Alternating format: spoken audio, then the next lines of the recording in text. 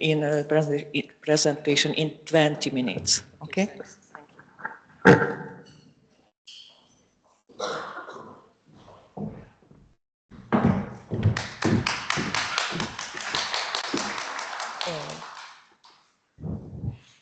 Okay, first of all, ladies and gentlemen, our Hungarian friends and other international friends and our colleagues.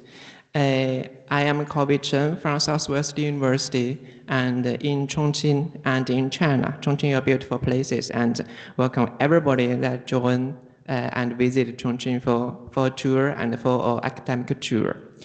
Today, I would like to share our recent research progresses related in a new research line in our research group. Related with breast milk lipids, this is a new research line because we started since 5 years ago. And today, that I would like to present the latest findings. Of course, further investigations was conducted related with 4 more mechanisms and also other bioactive compounds inside. First, the title or the topic of my presentation is how does breast milk lipids efficiently mediate the bioavailability of lutein?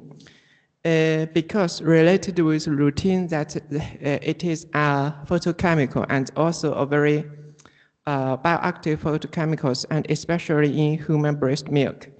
I will started with the research content, including the background and the research approaches and technique that used in this investigation, and also the findings and future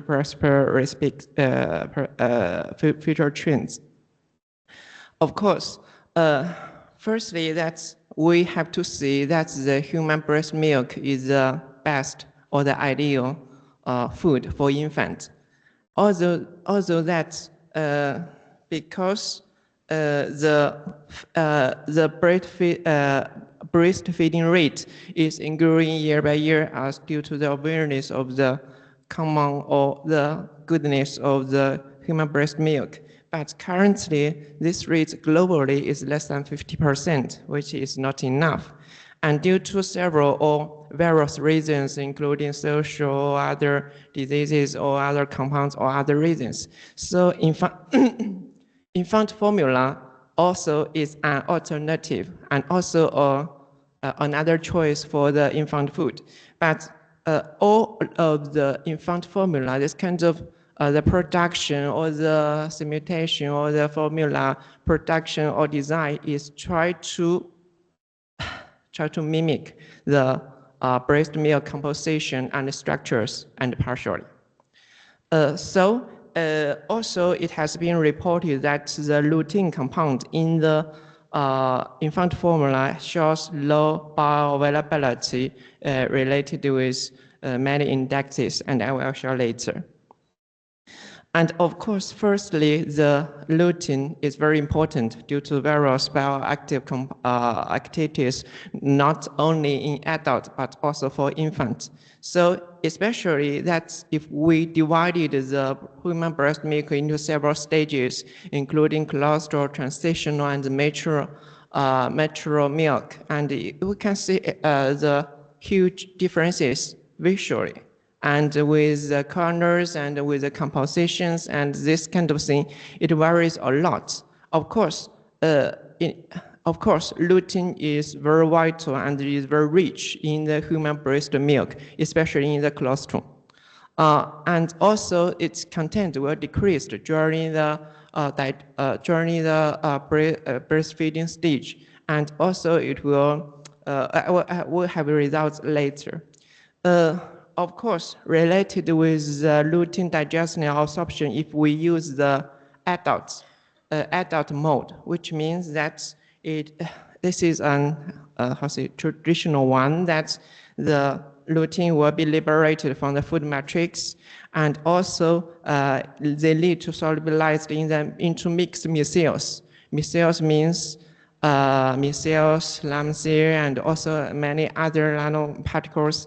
And also it will use the positive or positive diffusion to across the membrane, industrial membrane, and then formulation of chiclomiron, and also secreted to the other circulations, and also finally accumulated in our organs.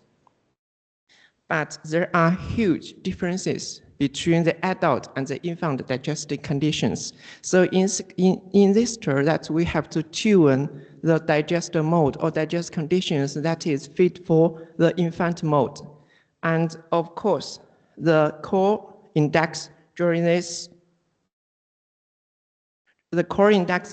process is the methylation or bioaccessibility indexes. I will explain more later.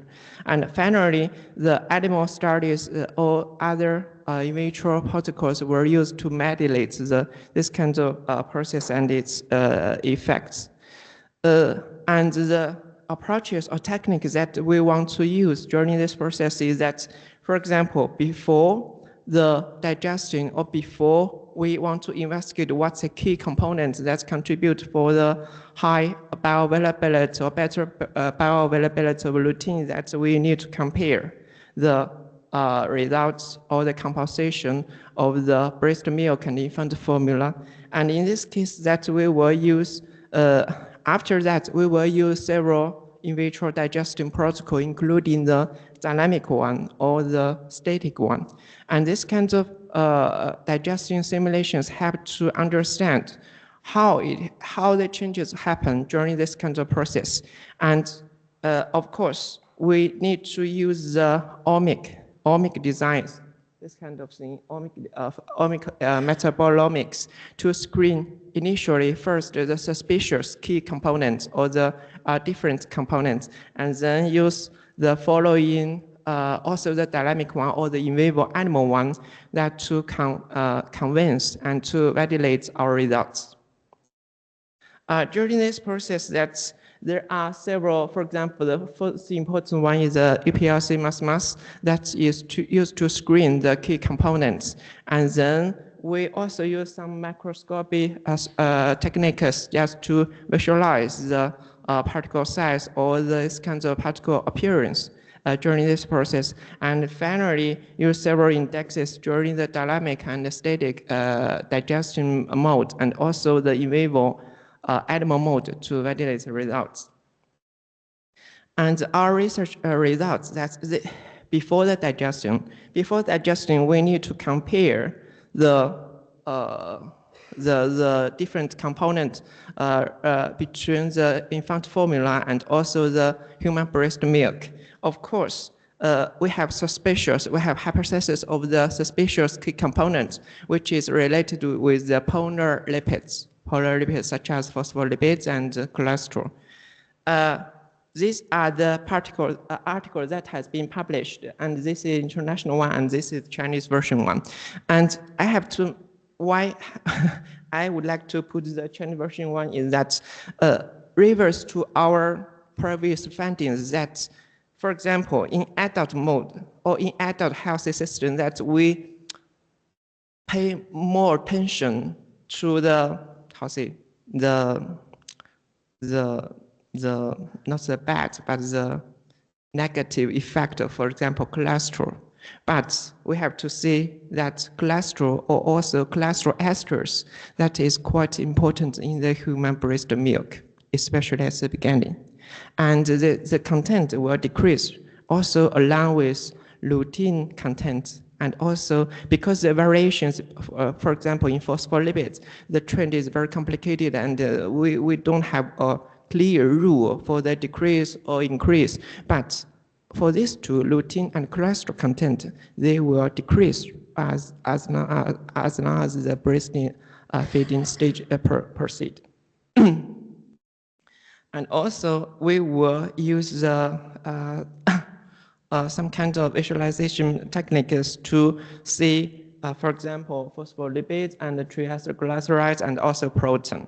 And of course, according to this kind of arrow, that we can see clearly the milk fat global membranes. That is also it did exist in the human breast milk. And this kind of structure is very vital, even for the digestion process, and I will show later. And related to this one, that's we use the in vitro dynamic biomimetic digester. This kind of dynamic digestion mode permits to know the okay, first I would like to see the drawbacks of this kind of research protocol. That it consumes a lot of time, and each time you can only analyze one sample. So, which means that it is not so it is very time consuming, but the advantage of this kind of protocol or this kind of digestion mode is that it can mimic the ideal conditions of the infant formula compared with the static one, we call it the fast one. And during this process, that's we obtain the digestive fluid, and then after centrifugation, we can isolate and separate the micelles, mixed micelles. So several indexes, including the losing rate, stands for the lutein loss during the gastric intestinal digestion, and also the micellization rates stands for the capacity of lutein transfer from the digestive fluid into the micelles after this kind of digestion. And finally, we can use bioaccessibility, this kind of index, to stand for the micelles really compared with the initial digester. Of course, several other physical indexes, including the data potential and particle size, will be characterized during this process, and this is as the normal. This is quite normal and compared with other investigations. And of course, finally, we've obtained the indexes, and we need to select the samples for the further UPLC mass analysis or the UPLC mass metabolomics. And finally, we will select, for example, the cholesterol and also infant formula, because after digestion, the lutein content is quite similar, but they show different micellization rates or bioaccessibility rates. So this permits the comparison, and we can obtain the results are also the key components. And this also happens to the mature milk or the cholesterol. So after this, that's we can obtain a lot of results, including several compounds that is upregulated or several compounds that is downregulated according to metabolomics. But these are all suspicious key components, including the amino acid and also their derivatives and some fatty acid and also phospholipids. So in the later things that we need to use the static digestion protocols that to further convince our results. The advantage for static digestion protocol is that it is very fast. We can do, for example, 50 samples during one day. So if we want to screen more results, the dynamic one is not so ideal because it is very time consuming. But the static one is very fast, but the accuracy is not so accurate compared with the dynamic one, but this is very effective. So after this, we will use the static,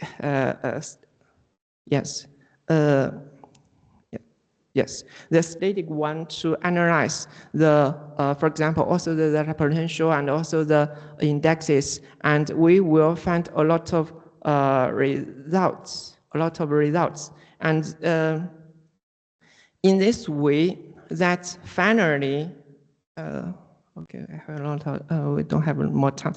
Finally, that we can select the some kind of fatty acid and also the phospholipids that is quite beneficial for the micellization and also the bioaccessibility of lutein compound. Here is a picture that this is the after digestion with the human breast milk, and the digestive fluid after the digestion, this kind of structure and the membrane structures still exist, even after we separate with the micelles. Also, we can see this kind of structures, which means that this is the key structure that help to, to promote the lutein bioavailability in human breast milk. Of course, also the fatty acid hydrolysis occurs, and also it shows a lot of results, including that we re-added the suspicious key components, including phospholipids, oleic acid, and acetic acid, and this kind of thing inside, and it shows good results. It has some kind of promotion effect. And also, this kind of promotion is dose independent. So which means that the more that you add, then the better results you obtained. And in this case, we also measure the loss rate, restoration rate, and bioaccessibility. Of course, there are differences that with the compared with the results, that there are some kinds of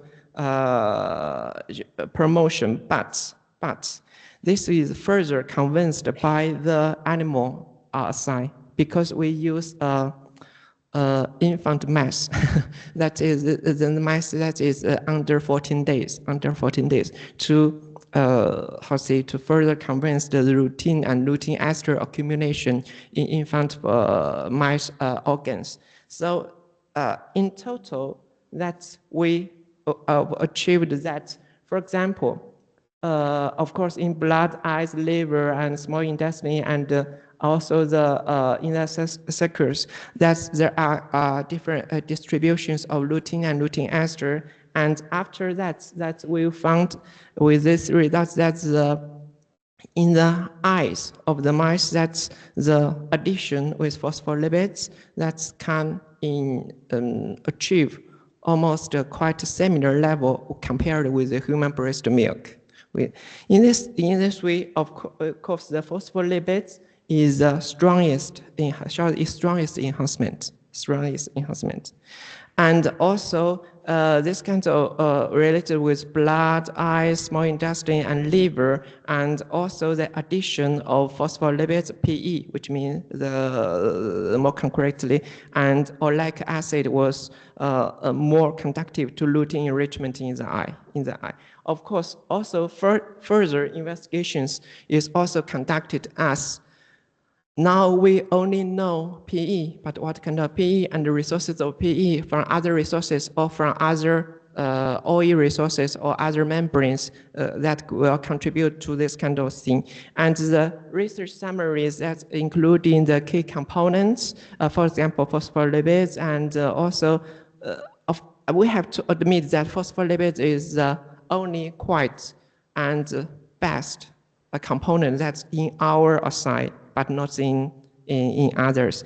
And also the current research protocols, including we combine the in vivo and in vitro dynamic modes that confirms the results, that is quite more effectively and also easy to carry out. And in the future, that we also need to focus on other fat-soluble compounds in the oil system of the human breast milk, including other, for example, vitamin A or vitamin D. Actually, before we also analyze the vitamin A and D or composition in this kind of system, but result is quite confusing. But I have heard other researchers will also see the vitamin components here. In this way, that of course this is our recent published papers in this year, and of course several results of this publication, this studies is under reviewing. And also this kind of study was funded by the Natural Science Foundation of China, and thanks also go for them. And the following 1 month that I will stay in MATE, and if you have further even other opportunities for communication, especially in academic circle or some kinds of exchanges, it is free to find me, and I'm in the office of MATE building. That's all. Thanks a lot.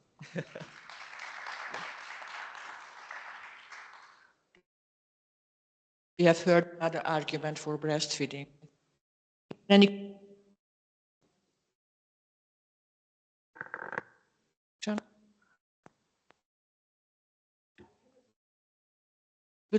these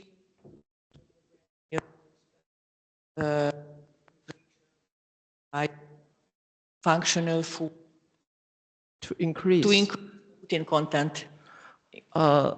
Actually, for the infant formula markets, that's the routine, almost the only that's phytochemicals that is allowed to add in the infant formula. So, but only routine. And also, we also analyze many samples from the market about the infant formula, how the lutein content it could be. According to our results, that's because the enterprises all would like to, to put more of lutein that is regulated into infant formula, and but right now, according to international regulations or other regulations in some countries, the lutein is the only one that, the lutein, the molecule is only one that is allowed to add it in the infant formula. And for the mother, if want, because we can find a relation with the food and also with human breast milk.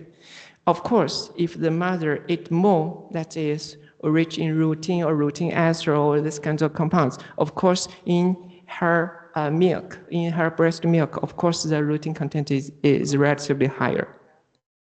Okay, thank you very much. Okay, that's it. Any question from the audience? If not, we say thanks again. Thank you. Okay, thanks. Yes, and I would like to invite our next speaker, Mr. Ralph Riegel, to give their presentation.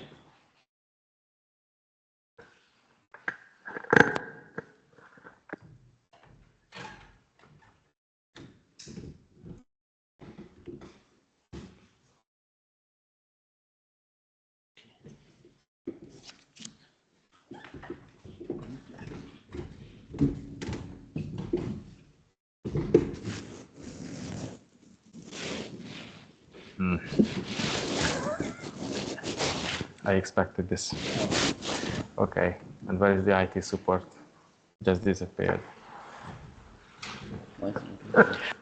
Sorry, in the meantime, Unfortunately, I would like to say thank you again for our co-chairman for the keynote. Screen. Thank you very much. In PD format, and this is in PDF.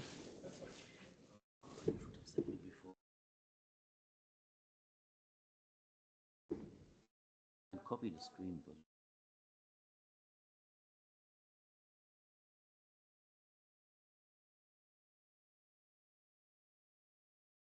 Presentation is small.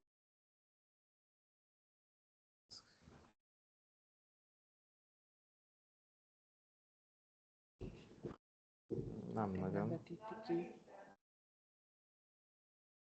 Mert PDF-ben van, és azt nem tükrözi ki, mint tegnap a Canva. Okay. I should put this on the other screen. That's the second screen. Oh, but whatever. But we can solve it in a moment. Okay. No. Oh. Not that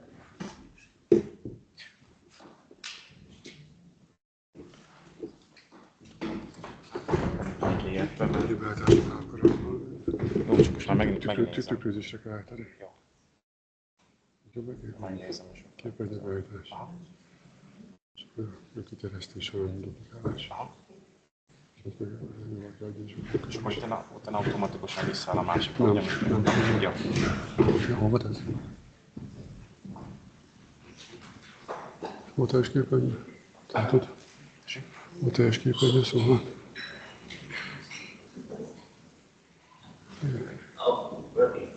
Can you put the side? This one. Okay, so it's not perfect, but this is the microphone, no? Oh no, Na, it's good. okay. Good. Small problems. My presentation was too big on PowerPoint. Now we have it on PDF, but it seems to work. So I have to make this a little bit higher. Okay, thanks for the invitation. And we're going to introduce now a new vitamin on this kind of planet, and we call it vitamin A5. And it's a new identified micronutrient which is important for the brain and for the nerves. So we report here what we have, what is missing. The presentation is for me, Mr. Ralf Rühl, with Ciscarix, but we have in all the publications a lot of other members from the academy which are independent from the company who are participated. I didn't add them here, but on this kind of outlet, what you have, they are listed. So where should I put the button here? Okay, good. So what is vitamin A in general? That is what we know from textbooks. We have vitamin A, which is mainly retinol. Here, this kind of structure. Then we have esters from this.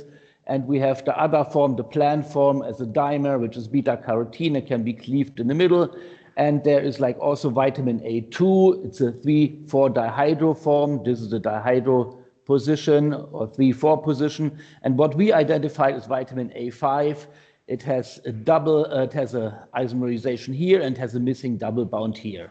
So the definitions about vitamins or vitamin A in general, they are not really present in the literature. So we have to look on very, very antique literature from the 60s, 70s, or even the 30s from the last century.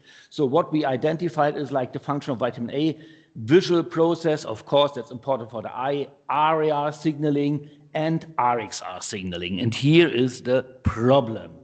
So because that is the whole cascade, here are the carotenoids from plants, here are the retinoids from animal sources. They go via retinal and then to retinoic acid. This retinoic acid makes RAR signaling, is mainly known as vitamin A1.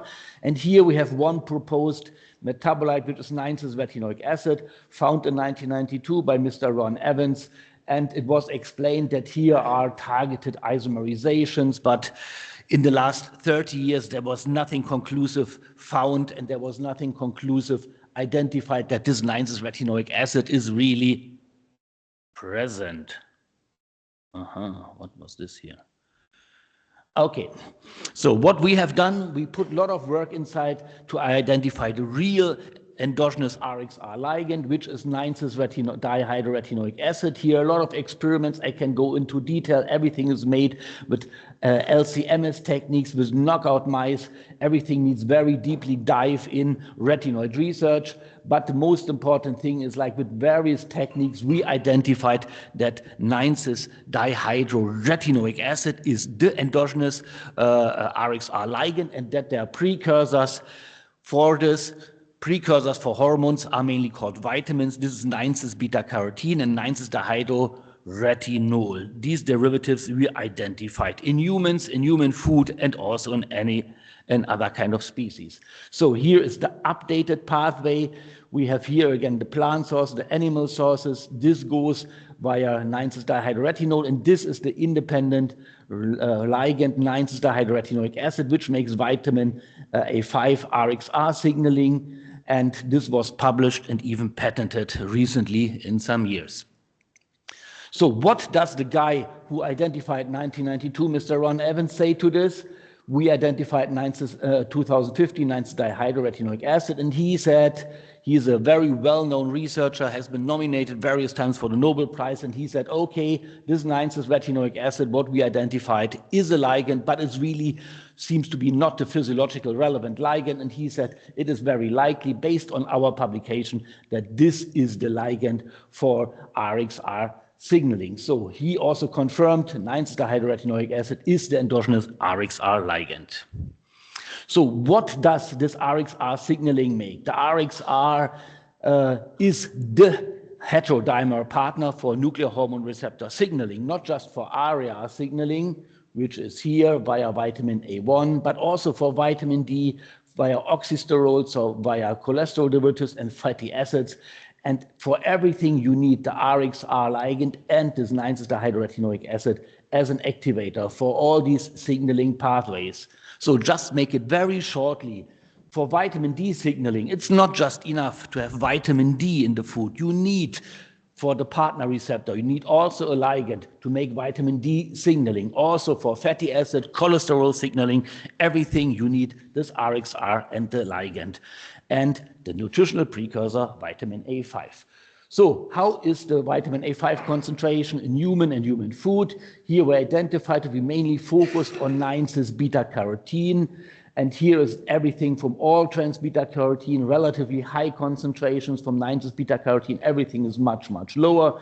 But also in fruits and vegetables, we have 9-cis beta-carotene inside, and mainly here in vegetables and leafy vegetables. So vitamin A5 is present in humans and in the human food chain, also published. So when we put the food sources, how much we need, it is mainly in spinach, lettuce, a little bit higher in apricots. You need 1,800 grams apricots per day to get the recommended daily amount of vitamin A5. We calculated this kind of amount of vitamin A5 as 1.1 milligram vitamin A5 per day. And this was calculated like for all other vitamins. We published this also in cooked food. It is a little bit less, mainly cooked carrots and stew and vegetables. So then we transferred the intake rates of these 9-cis beta-carotene based on human cohorts from the European Union. And where we are, we compared it in some color codes. So southern countries, also Hungary, Serbia, they seem to have enough of this kind of vitamin A5 in their diet, but mainly the northern and eastern countries, middle European countries, they have by far too less. We also made it for the United States of America, and they are in a very, very dark red range. So this means, based on this, that 2/3 of all Europeans and also of US Americans are below the recommended daily intake.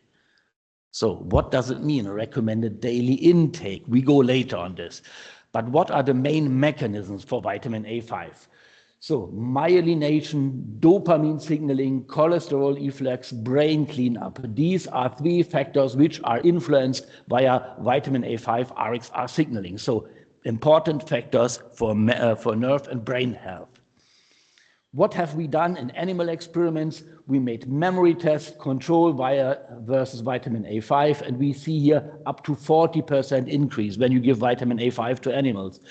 Vitamin A5 is also good for stress resistance, depression, and fear. Here, vehicle plus vitamin A5 or pro-vitamin A5, we see up to 70% reduction of stress resistance. Improved stress resistance, so lower stress, of course. So how does it look in humans? It's a little bit more difficult, but it was made vitamin A5. We see that target genes of vitamin A5, when we give in humans vitamin A5, they are also increased. So that's a confirmation that vitamin A5 is also working in humans.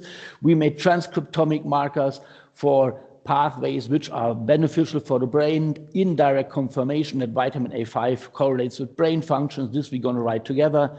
Human databases, European countries from Greece to Sweden to Germany to Finland. Depression rate in gray, 9-cis beta-carotene range. Here we put the European Union in the middle. And then we see countries with high 9-cis beta-carotene, with high vitamin A5, have low depression, and countries which have low vitamin A5 intake have high depressions. This is still not published. We are working on it. But the best studies are we have to make humans vitamin A5 deficient. So when all other vitamins were found 100 years before, it was very easy. You take some prisoners of war, you take some prison inmates, you made them vitamin A5 deficient or vitamin deficient, you supplemented, some people were dying, some people had health consequences. So 100 years later, this is not working anymore. But in molecular biology techniques, especially in mice, we are much, much more advanced. But what we are doing in next year, we are supplementing healthy volunteers, and then we are looking on the omics, from the transcriptomics to proteomics, what is happening there. And also we have indirect confirmation that when you eat green leafy vegetables correlate very well with cognitive functions in humans. So what kind of types of vitamin A5 deficiency we might have? So at first, like for all vitamin, you eat too less of the vitamin, but you also have, that's called a primary vitamin A5 deficiency. And the secondary vitamin A5 deficiency is that you have problems in uptake or dysfunctions or polymorphisms in the whole body. So we just looked in the literature. What did we see? This is the whole pathway for RXR signaling, binding proteins, nuclear receptors, everything what is involved. And when we check for local and systemic dysfunctions, we have a list of these kind of things are influenced by pathways like Parkinson, schizophrenia, alcoholism, autism, a lot of things in the brain sector, and also indirect targets which are relevant for the brain, atherosclerosis, diabetes, hypertension. This is also already published in a review. So in summary, for long-term effects, neurological diseases, for the prevention, all these neurological diseases are influenced by RXR vitamin A5, but also medium time, mental health, stress, anxiety, depression, everything is influenced via RXR-mediated vitamin A5 signaling.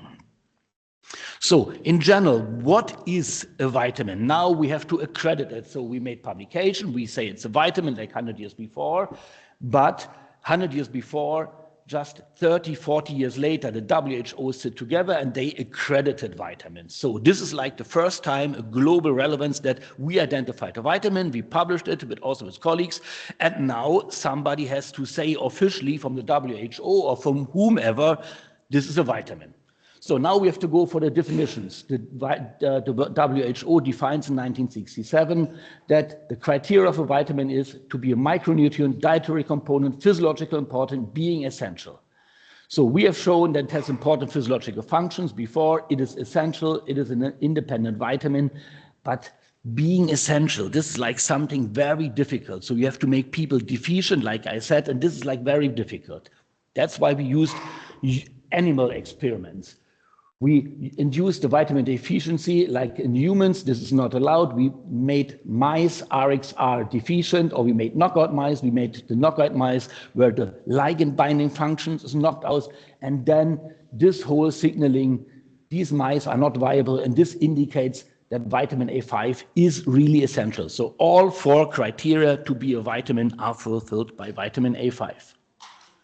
So the set definitions for vitamin A by the WHO and by the UPAC, here are the set definitions. They are very old. Then they made some simplifications, and later on the WHO was making retinol equal to vitamin A, and now we are discussing with the WHO, with the European Commission, how to evaluate all these definitions. Here is the set definition, while currently we are just using simplifications. So here the simplification, the WHO in 1998, they say retinol is vitamin A. So they skipped the old definition, they did not overwrite it, and that makes a big problem because vitamin A5 also belongs to the big subcluster of vitamin A5. So we have to go to European Commission, to the WHO, to the UPAC. They have to make definitions on a global level. All 184 states have to agree on it, and that is of course a world unique procedure, but we are willing to do this. We are taking contacts, we are discussing with them. But when you can imagine European community, when you imagine WHO, how quick they are, you can imagine this will take ages. But we are pushing them, we are also making more and more science. So the problem from the WHO that vitamin A is set equal with the term vitamin A1, and that is set equal with retinol. So here we need a solution. Here we have to make clear definitions by the WHO, which are set in the 60s, which were simplified in the 80s, and then vitamin A5 can take its correct place as a new vitamin under the umbrella of vitamin A. So here the summary. There are misinterpretations regarding the general definition of vitamin A, mainly from the WHO, taken over from all countries on this kind of planet. Based on WHO definition, vitamin A5 can be categorized as a new vitamin. Vitamin A5 belongs to the vitamin A group, even as an independent vitamin. The term vitamin A5 refers to dietary precursors of endogenous RXR activators. Vitamin A5 is therefore the first newly identified vitamin since 80 years. Vitamin A5 is the brain or the nutritional micronutrient for brain and nerves. And vitamin A5 is low in the Western diet food chain, as we have a lot of Chinese people here. The Chinese also are switching now in a very large extent to Western food. They eat still traditional, but when I go to China, I see also everywhere hamburger, McDonald's, and other kind of restaurants. And vitamin A5 is the key for controlling major physiological mechanisms in mammals. Here, vitamin D. A lot of people have a vitamin D deficiency, especially at the weather. We don't have enough sunshine. A lot of people are supplementing with vitamin D. It does not make, it makes a small sense, but vitamin A5 is also a critical factor for good vitamin D signaling. And our expert recommendation for vitamin A5, eat a more healthy diet, a lot of leafy vegetables. This is relevant for 15% of the population. They can be taught, they do this, but the large majority of the people belong to the 85% who are not really having an optimal diet, and they can rely on fortification and nutritional supplements as another option. Thank you. Open for questions. Thank you very much. It was a very interesting lecture. Any question from the audience? Yes, please. Thank you so much for your presentation. Very, very interesting. It is in our field, research field. I have a question because this is first time for me to understand about the vitamin E5. And I would like to know, because you have stated several vegetables as spinach, carrots, and then you will find provitamin E5. What is the conversion factor of provitamin E5 in spinach and in carrots? There are differences or no to produce vitamin E5? Thank you. So that's a question general for carotenoids. So carotenoids can be cleaved depending if they are taken up mainly with water or mainly with lipids. There is a dependency on the conversion, but also we have different kind of enzymes. So half of the population has enzymes which are cleaving very efficiently carotenoids, and the other half are not cleaving. It also depends from which kind of country you come, which kind of genetic background you have. Of course, in Europe it's different than Africa or in China. So you cannot say this as one regulation, and for everything it depends really where you come from, what is your nutritional status, in what you put this 9-cis beta carotene, this provitamin A5 inside. Everything has to be made with tracers, but even for normal provitamin A1 in the European Union, they say something completely different than in America, than in China. So even in the literature now on this vitamin A, normal vitamin A1, there's still a lot of debate, so nobody can really say this. This depends from human to human. But normally, you need in spinach surrounding, I think, 20 milligram of beta carotene to produce 1 milligram of retinol in spinach. And in carrot, you need surrounding 13, I think, to produce 1 milligram of retinol, vitamin E in general. But specifically for vitamin E5, I don't know if you have done the studies or have the data. Okay, so this is another bigger problem. Okay, normally the WHO says we have the carotenoids and they are metabolized to retinol, to retinoic acid, and then back to retinol. So this is, they made this in the 70s. This has, of course, it is used in all literature, but it does not make any sense because the activity goes via retinol, retinoic acid, and then you have the signaling. You have to monitor the signaling and not how much retinol you have, not even the organs in the blood. The blood retinol is a very weak thing to correlate something, but they made it in the 70s by the WHO to say, okay, you need 6 units here, and then you get 1 unit here. This is like it has no real meaning because this is important, how much is coming out. So they are reporting, okay, you need possibly 1 to 1 or 1 to 20 or 1 to 7 to produce 1 unit here, but how much units from this are mediating here, this activity? Nobody knows. So everything has to be made in a completely different way, and everything is still at the level of 1980. So everything should be optimized. And this is very easy now with transcriptomic techniques to do this. In this here, this lipidomic would cost possibly some €100, and the transcriptomic is like penny prices, or cost also $10, $20, $30. So everything is changing, and this has to be changed. But the WHO, you can imagine, this will take a lot of time to convince them that we should look at this and not look at this. What is very important is the bioaccessibility of provitamin E5. And it is possible to do a clinical studies. You say that the induction of vitamin E5, according to the limit, ethical authorization and so on, but it's possible to assess the vitamin E5 after eating the vegetables rich in provitamin E5. I'm going to present my research, and I think yes. it is very important to collaborate with you. Thank you so much. You always get averages, but these averages does not mean anything. I'm a very bad, for my genetic, I'm a very bad converter from beta carotene. So I have to eat meat to have enough retinol. So for me, I can eat 50 units here, but I will never get enough here. So it depends on your own genetic background. So you can always make averages of something, but it has no meaning for humans, for everybody. You have to go individual, personalized nutrition to really see what is needed. Thank you. Okay. Yes, is there any other question?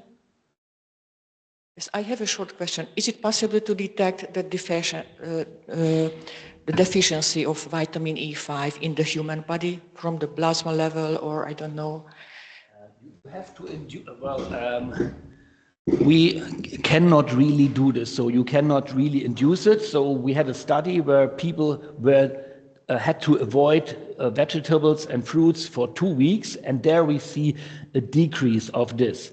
But to get a deficiency, to get really problems with the brain, you possibly have to have a deficient or lower intake of years or decades. That's for all vitamins. So that's not an acute effect. You take it, you're going to be perfect. So for a lot of things in the food, to have really deficiencies for vitamins, it takes ages, decades, and especially when we talk about neurodegenerative diseases.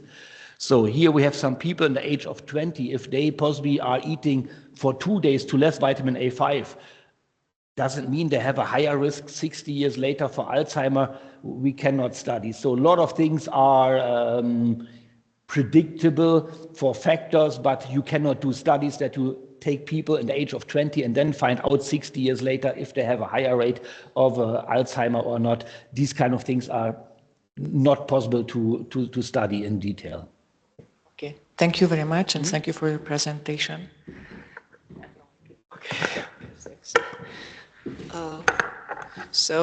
Lastly, we would like to welcome. Okay. Lastly, we would like to welcome Emar de Brain Saudi, that he will give us a topic related with the impact of the consumption of Springa produced in the Lake Chad regions on the vitamin A status of mother newborn couples. And let's welcome Emar for his presentation.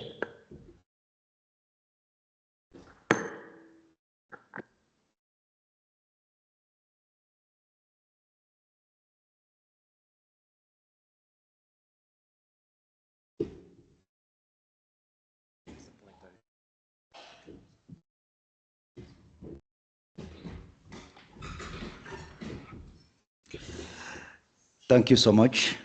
First of all, I would like to express my thanks to the organizer for giving me this opportunity to share our research entitled Impact of the Consumption of Spirulina Produced in Chad on the Vitamin E Status of Modern Newborn Couples, Chadian Approach to a Traditional Food. This is called DA. I'm Sudi Marjibrin, full professor in nutrition and health, and Director General of Food Quality Control Center in Chad. Okay, first of all, I would like to present very quickly my country. Chad is in the middle of Africa, the continental country. It's called also Tumai country because our ancient fossil skull discovered in Chad in 2001, 7 million years old. And then we are all Chadian, you know. Thank you. And this opportunity, it is a very huge country, 1,244,000 kilometers. This is the fifth largest country. And we have in research oil, livestock, agriculture, and minerals like gold, antimony, and so on. And livestock, we have one of the best rate in Africa, 135 million head of cattle, and many species also of fish. And as crops, we have Arabic gum. That we are the first in the world because before the war in Sudan, Sudan was the first, but now we are the first producer in the world. But we produce also sesame, peanuts, and especially, you know, spirulina. This is called DA. And what do we know about spirulina?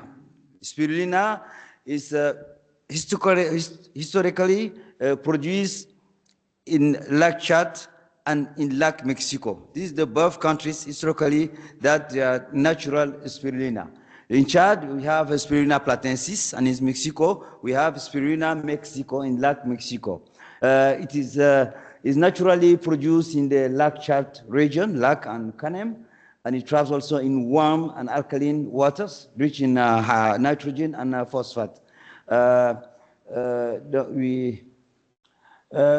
spirulina be the miracle food of the 21st century? This is the question. It's very important because according to the nutrient value, nutrient content screening of essential amino acids or spirulina shown that the essential amino acid, the 8 special essential amino acids was very, very rare in very high in spirulina. This since 1974, this is discovered in Lake Chad area. And also the screening of vitamin in microgram per kilogram by gram is shown that there are many hydrosoluble vitamin and also liposoluble vitamin, and especially the provitamin, this beta carotene that my friend explained previously. Beta carotene is very high in spirulina, surrounding 700 to 1,007 of 700. Yeah. And then the conclusion, the confirmation of FAO and UNESCO, spirulina is considered the miracle food of the 21st century. This is the reference in China too, confirm that, and you can look for that. But vitamin E deficiency is an indicator of malnutrition. You know, malnutrition, vitamin E is essential for human. It is shown since more than 1 century. And but vitamin E deficiency is a public health problem in Chad and in the Sahel area because spirulina is not consumed all over our country, just in 2 regions in their food habit. And people in Chad consider that in the past that spirulina is the food of poor people. No, because of that, it is just Kanimbu, the ethnic group Kanimbu eat this food. But 40 million preschool children are affected by vitamin E deficiencies in Sahel area, characterized by xerophthalmia. And in Chad, the prevalence rate of xerophthalmia was 0.9% among children, and a damage caused by vitamin E deficiency observed in displaced children and adults in Eastern Chad. But food rich in beta carotene are main source of vitamin E. This is shown by many researchers. But the presence of vitamin E deficiency in the Sahel could be explained by the low regular consumption of fruits and green vegetables vegetables throughout the year, because as the rainy season is very limited, approximately 3 months in this area of Sahel. This is the map drawn by FAO and WHP. This is the red. This is the clinical problem of due to the vitamin E deficiency, and Chad is there also. And this is all of the Sahel so far about this problem. Spirulina is known for its high beta-carotene content.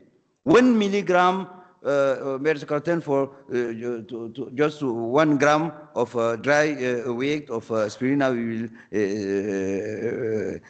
obtain 1 milligram of beta-carotene. The beta-carotene in spirulina has a good conversion factor. I asked my colleague to know the conversion factor. These are important things, and to vitamin. And we have in spirulina, we need just 4 milligram to convert to obtain 1 milligram of retinol. But in spinach, you need 21 milligram of beta-carotene to obtain just 1 milligram of retinol. And in the carrot, you need surrounding 15 milligram to produce 1 milligram of retinol. And then the conversion factor of beta-carotene coming from spirulina is very, very high. It's very important. This is the question to how to obtain the provitamin in the intestine. This enzyme is called carotenase, transform beta-carotene, provitamin to retinol.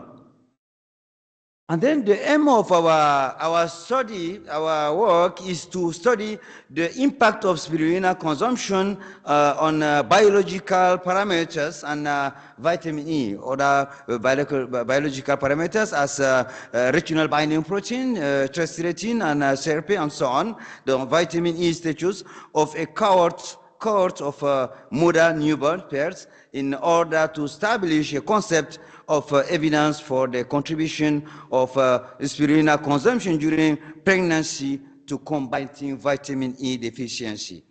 And then specifically is to the determination of beta-carotene retinol levels in mother newborn pairs consuming spirulina versus those not consuming this alga.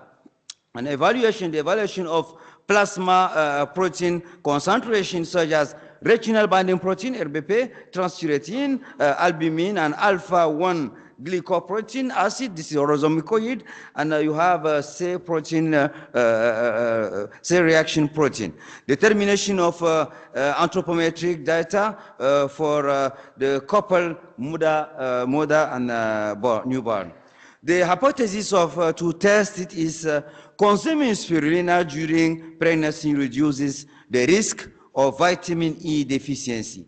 This is the area that vitamin E is produced in Chad, just in this area, just nearby Lake Chad area, and it is not used all over our country because it is considered as a food for poor people.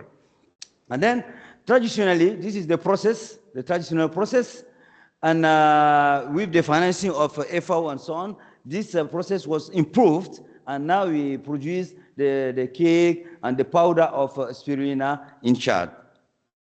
And the experimental design is that I'm now going to follow after describe all this inclusion of pregnant women will be carried out at the maternity unit at the N'Djamena Est District Hospital. But the project was benefit from an opinion from the National Biotic Committee of Chad. This is our friend that this is the limit. If you don't have this document, it's impossible to do the clinical study.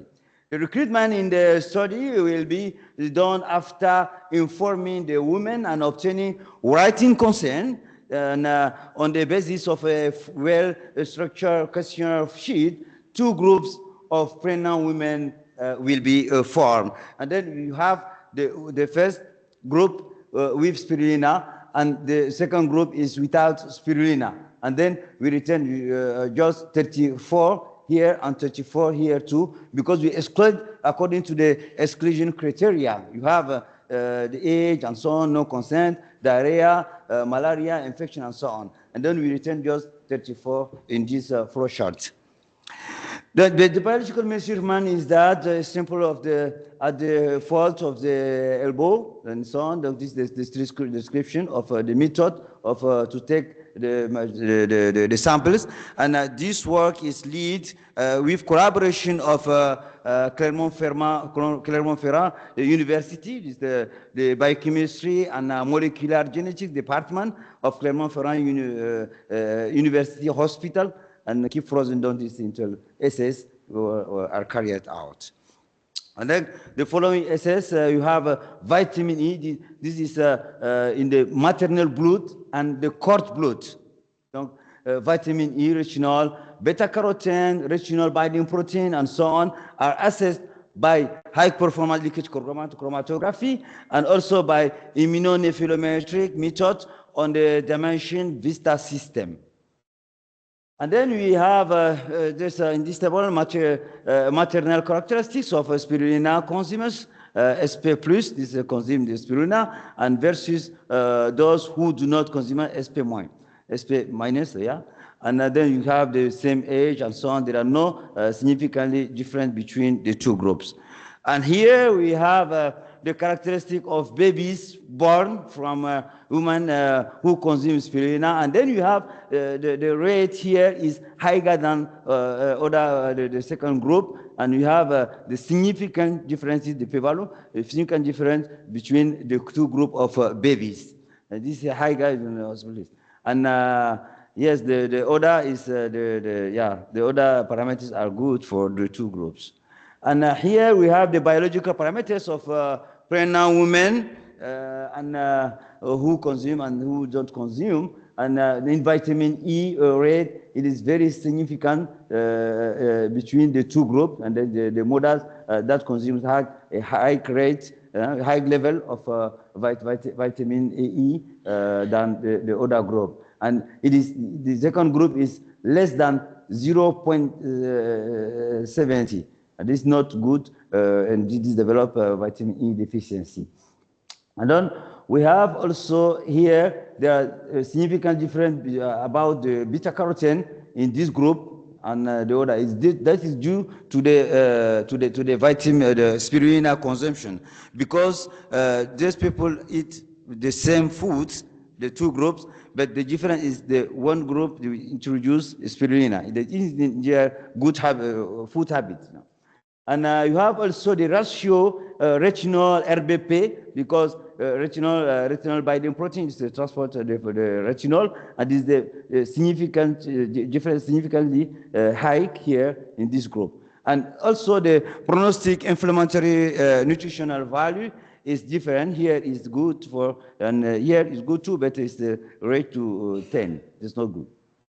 Okay, here we have in figure 4, retinol concentration in mothers, new couples, newborns, couples consuming spirulina versus those who do not consume. And you see this group is consuming spirulina, mother and this baby. The rate is good about retinol than the other group. And here in figure 5, concentration of trans beta-carotene in mothers couples consuming spirulina versus those who don't consume. We notice that the beta-carotene is higher than in the mother, but for baby it is very low in the two groups, because that there are design that it transfer is generally not blocked, but it is highly regulated by the plasma in the baby, because baby has very little bit carotenase, and then the plasma limited the transfer of beta carotene to the baby, but it is higher. It's high in the mothers. This is we discovered that after research. Then the conclusion, the results show that pregnant women consumption of spirulina have significantly high retinol levels compared to those who do not consume. Consequently, babies born to women consuming spirulina are born with above average body mass and significantly higher vitamin E levels, thus avoiding the problem of low birth weight. And in accordance with the literature, the results confirm that the beta-carotene in spirulina is a good precursor of retinol. This therefore suggests that DHA, the spirulina, is a natural source of beta-carotene effective in increasing plasma retinol concentration, thus combating vitamin E deficiency and consequently the malnutrition. In perspective, we would like to develop a plan to capitalize on these results, to develop also a functional food, spirulina-based food formulation for infant nutrition. This is the Franco-Chadian research team involved in the spirulina project financed by the Nestlé Foundation between 2022 and 2024. Thank you so much. Merci, shukran, and kozanam.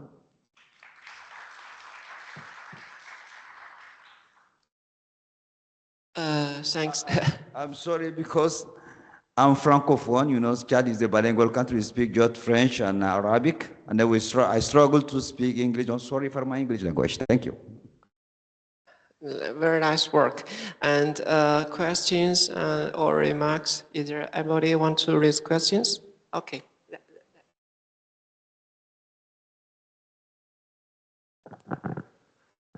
Thank you for the very nice presentation. I have one question. In this study, was the DHA added to a specific food and given to the mothers? And was there an effect of the vehicle of the food used, or did the mothers consume DHA just as powders? Thank you. Thank you for your question. No, we don't added food here. This is they got used to eat this spirulina, but in the same ethnic group, the Kanumbu ethnic group, and in this ethnic group, there are people don't consume spirulina, and there are other people that consume spirulina because spirulina is considered as a food for poor people, you know. But the other, as you know, Chad is we have 254 ethnic groups, and it is just eaten by this ethnic group. But now people say that the importance of spirulina, and more people eat spirulina to add in their food as ingredient. Thank you. Thank you. Follow-up question. In this study, did you monitor the frequency? Okay. In this study, did you monitor the frequency of how many times or how often these mothers ate this spirulina to see the effects? Yeah, thank you for your question. They eat it every day, every morning, but not more than 8 grams. 8 grams, not more than 8 grams. They introduce it in sauce and sometimes in milk and so on. Yeah, thank you. So that's all. Thanks for your presentation. Nice work. Okay. Lastly, we would like to welcome Ines Ferreira from Portugal. That she will give us a report from with the title "From the Ocean to Health: Unveiling Jellyfish Man of War Bioactive Compounds."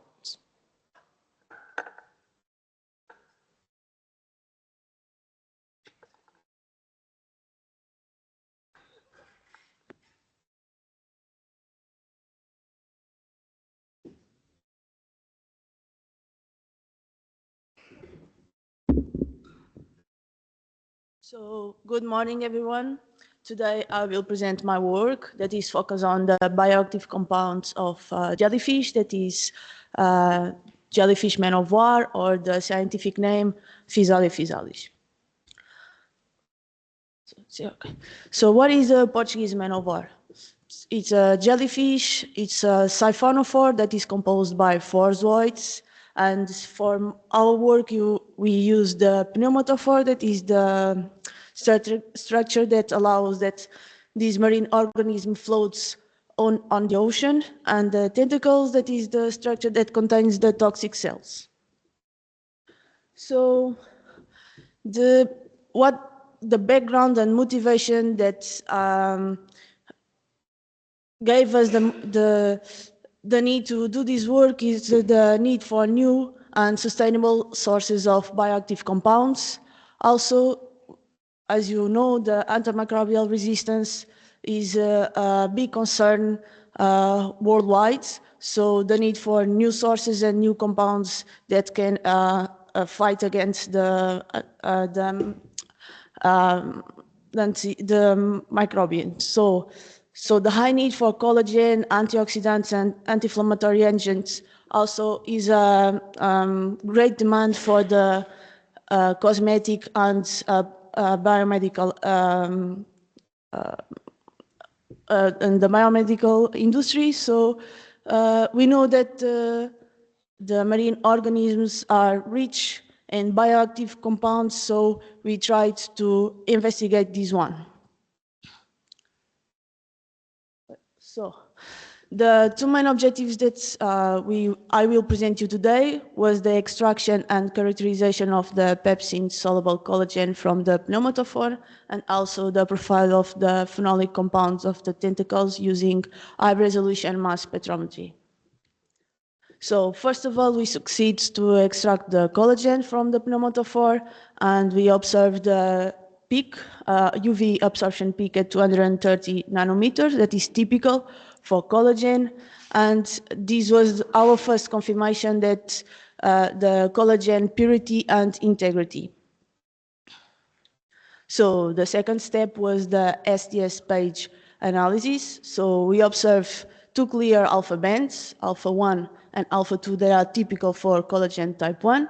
We also observed a beta chain at 250 kilodaltons that indicates a dimerization of collagen subunits, and also a gamma chain above beta chain that is natural for mild natural cross-linking. So all these four bands distribution is consistent with type 1 collagen.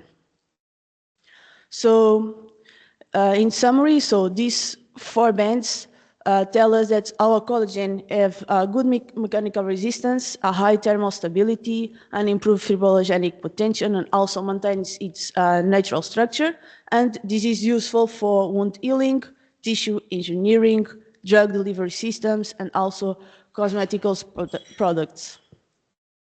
So what we did next, we did the infrared spectral analysis, where we saw 5 amide bands, the amide A, B, 1, 2, and 3, that are typical for collagen type 1, and said us that our collagen retained the native secondary structure.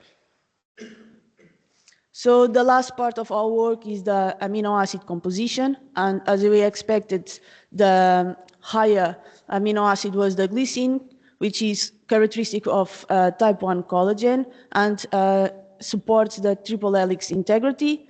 We also saw relevant amino acids like aspartic acid or glutamic acids that contributes to the solubility of our collagen, and also the presence of essential amino acids like lysine, that is important for cross-linking, or arginine, that is common in the marine organisms. So we can say in the end that we successfully extracted the collagen.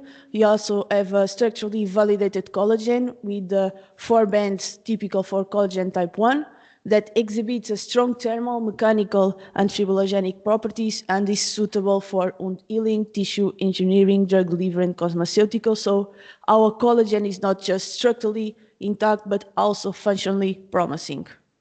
So the second part that I will present you today is the polyphenol. So behind the structural proteins like collagen, our Portuguese man of war also contains small molecule metabolites with potential biological activities, the polyphenols that are currently ongoing identification. So these compounds may contribute to antioxidants, anti-inflammatory, antimicrobial, or protective roles.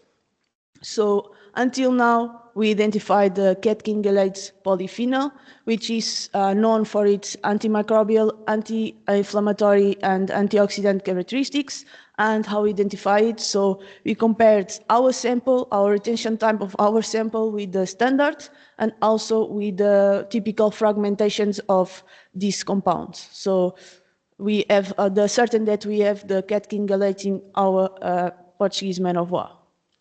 So the second one was the succinic acids. We confirmed it at the same way with the comparison between the retention time of the standards and our sample, and also with the characteristic MRM transitions. So the succinic acids is can regulate the stress pathways of the marine organisms. So the third one is the epicatechingellate. It's also confirmed in the same way, and is known for the modulate the oxidative, the cellular oxidative pathways in the marine organisms. So we also identified the paraquamaric acids, which is known for its antioxidant and antimicrobial roles, and also identified it the same way. In last but not the least, the pyridoxy and benzoic acid that is known for its antioxidant and protective roles. So in the end, until now, it's just ongoing work. We can say that the polyphenols that we identified have antimicrobial, anti-inflammatory, and antioxidant protective roles. So we can say that our physalis have not only structure compounds like collagen, but also small metabolites that can contribute in the future for a new source and new compounds that have future applications. So taking together all our results, physalis is yet an unexplored marine organism, but really good candidates to future health, biotechnology, or functional materials applications. So I would like to thank, in the end, to all collaborators and funding partners that made this work possible, and thank you all for your attention.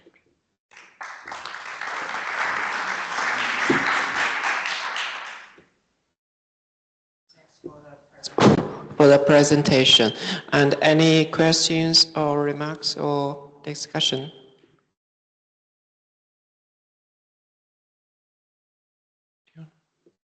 No.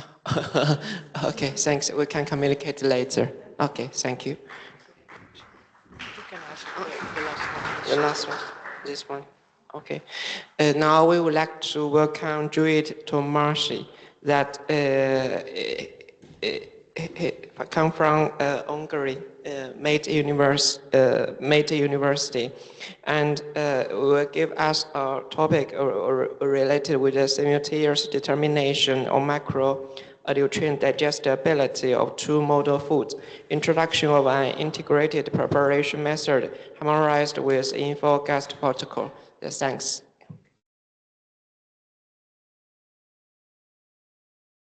Hello, everybody. Thank you very much for the introduction, and thank you very much for giving me this opportunity to present our work, which involves method development for simultaneous determination of macronutrients after digestion simulation. So in today's food environment, there is a need for functional food product development, which is based on consumer preference and also scientifically proven data. We could all see these examples of these products in the shelves, like products involving higher protein content, lower fat and carbohydrate content, and also food products with bioactive compounds added with specific health effects. So these method developments not only change the ratio of nutrients and the structure of the food products, but also their digestibility. And this changed digestibility modifies the bioaccessibility of all nutrients present in the food product. There are three macronutrients that provide energy for the human body, and these are fats, proteins, and carbohydrates. During the three first phases of the digestion, the oral, the gastric, and the intestinal phase, these macromolecules break down into smaller molecules. From fats, we create free fatty acids. From proteins, amino acids, and smaller peptides. And from carbohydrates, there are simple, smaller sugar molecules.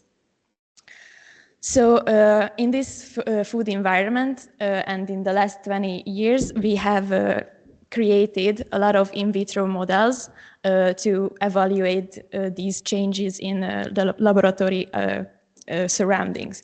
So one of the most important simulation protocols is the InfoGest model. This is created to analyze the digestibility of proteins, but with smaller modifications, it is good to analyze fat and carbohydrate digestibility as well. So in these aspects, we have to involve gastric lipase, also human salivary amylase, and we might include the dynamic changes of the gastric pH.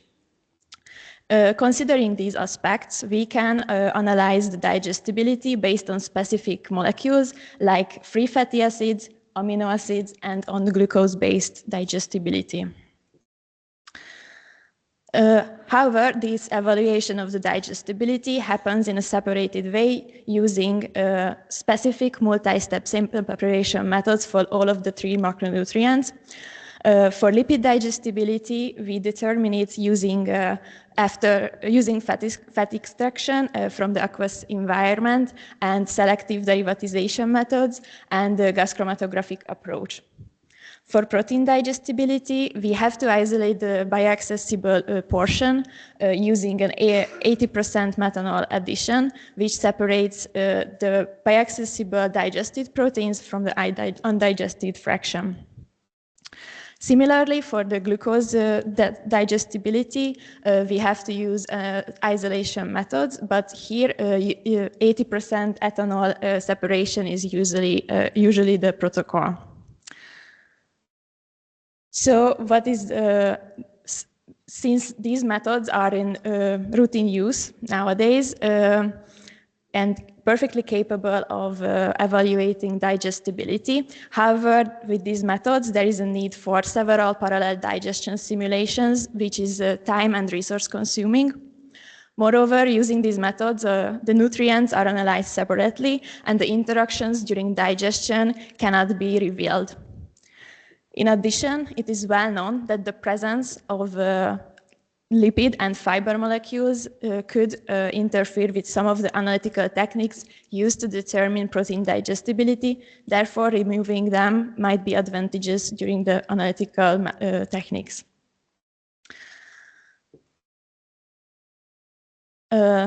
Therefore, we came up with the solutions to these problems in a comprehensive integrated sample preparation method, which can be used after the digestion simulation. In this protocol, the aliquot of the sample is taken from the digesta, and we remove the lipid components using a blind dye extraction. This extraction involves chloroform, methanol, and water, the mixture of these three fluids, to remove the lipid molecules from the aqueous phase of the digesta. And we create two distinct layers during the extraction. From the lower phase, we can determine the lipid digestibility after selective derivatization methods. From the upper phase, we have a 50-50 methanol-water mixture. We take out samples and we create 80% methanol isolation used in standard methods of protein analysis. And this phase is even applicable to determine carbohydrate digestibility. So we wanted to make this method as comprehensive as it can be. So we created this workflow, and you can use this simulation. You can use the simultaneous sample preparation method for even after the static InfoGest protocol for endpoint digestibility measurement. And we created a hybrid InfoGest protocol where you can do time point sampling to have release kinetics of these nutrients. So after the sampling of the digestion, you have to use the Blind-Dyer extraction, and from the two phases, we can use different analytical techniques to determine the digestibility of all three macronutrients. And the analytical techniques could involve total methods, for example, like the GOPOD method for carbohydrates based on total glucose release, or for analyte-specific methods, for example, amino acid composition using HPLC. And I also here would like to show you two examples of these of the use of this method: canned chickpea and whole wheat cereal. So first of all, we determined overall digestibility. In this graph, you can see the protein digestibility, carbohydrate digestibility, and fat digestibility after or during the hybrid digestion simulation method. So the release of these nutrients for canned chickpea and for the whole wheat cereal. So we could see, based on these graphs, that we could evaluate not only the digestibility and the release of these macromolecules, but we can compare the three nutrients to each other and also food products to each other.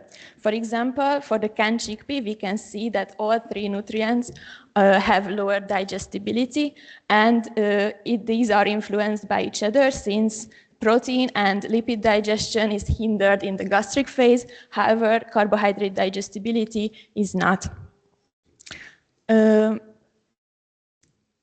And we could also see that using both the total methods, lined here with solid lines, and both the analyte-specific methods, SAMS, with the dashed line, we could have the data for multiple analytes as well. We also compared the results measured in the 240 minutes with the results of the static InfoGest method, measured after the static InfoGest method, and we found that there were no major differences between the end digestibility results. I would also like to highlight some of the analyte-specific results. So we have seen that there were, we can see the protein digestibility results of some amino acids. So we could see that there were 3 amino acids with different behavior, which represent all of the other amino acids, and these show distinct release pattern from the two matrices. So here is tryptophan, which is mostly digested for the whole wheat cereal in the intestinal phase, but not with the canned chickpea. On the next graph, we can see the results of the sugar release. And in these patterns, we could see that, for example, for the canned chickpea, the glucose release is dependent on the maltodextrose release. So as the intestinal digestion goes, the maltodextrose content decreases and the glucose content increases, therefore. And on this last graph, we could see the fatty acid release.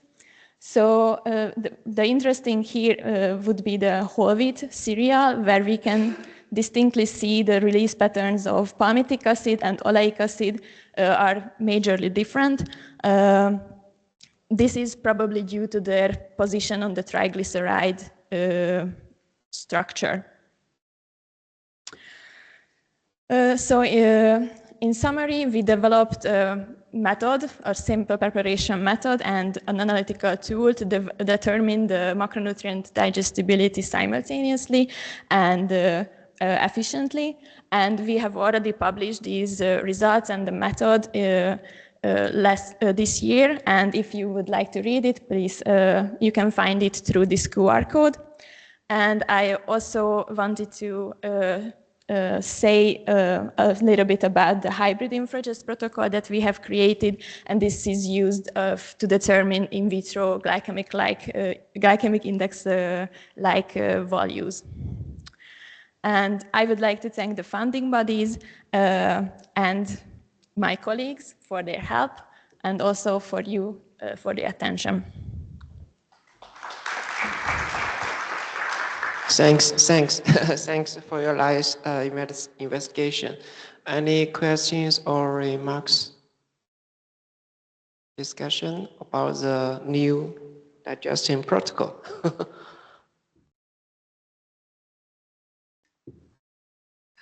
Anyhow, I would like to raise one question about your investigation. Very nice work. And you mentioned that according to your digestion protocol, that you use a harmonized pre-treatment, which means this kind of pre-treatment that you have to analyze the digestibility of several macronutrients. And the key pre-treatment seems to be the separation, right? Separation with different solvents and different, you also tune the different ratio between, for example, micellar and water.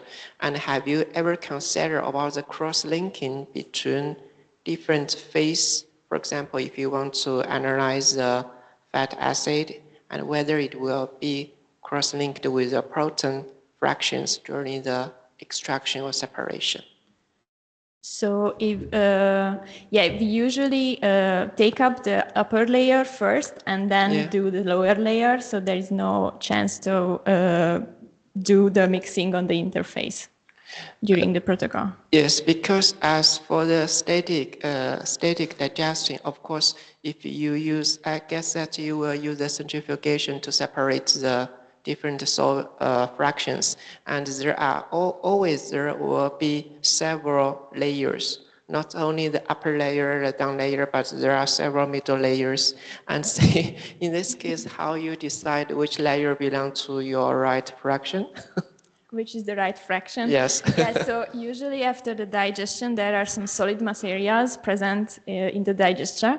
So when we do the extraction, the components that are not dissolved in either chloroform in the methanol water, so they stay in solid form, they make like a layer in between the phases. Mm-hmm. So if that layer is very distinct, then we could say that the layer separation was good. Anyhow, if you make this consistent in your analysis, this is very convincing. Thank you. Thank you. Okay, it seems this is the last lecture of our session, and because there is one speaker that is not present here. Oh, really? Oh, okay. I'm sorry. So we will welcome our next speaker, Chiara Musio, right? She will give us a topic. She's from Italy. Give us a topic about the heme flour enriched bread effect on metabolomic and technical profile following in vitro digestion. Thank you.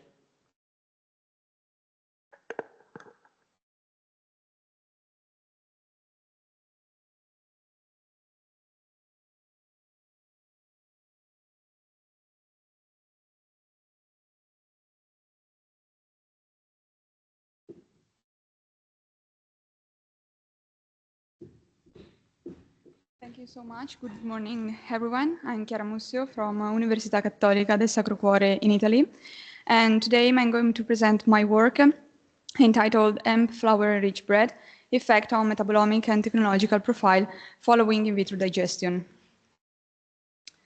I would like to give you a brief introduction of cannabis sativa and its byproduct for food formulation.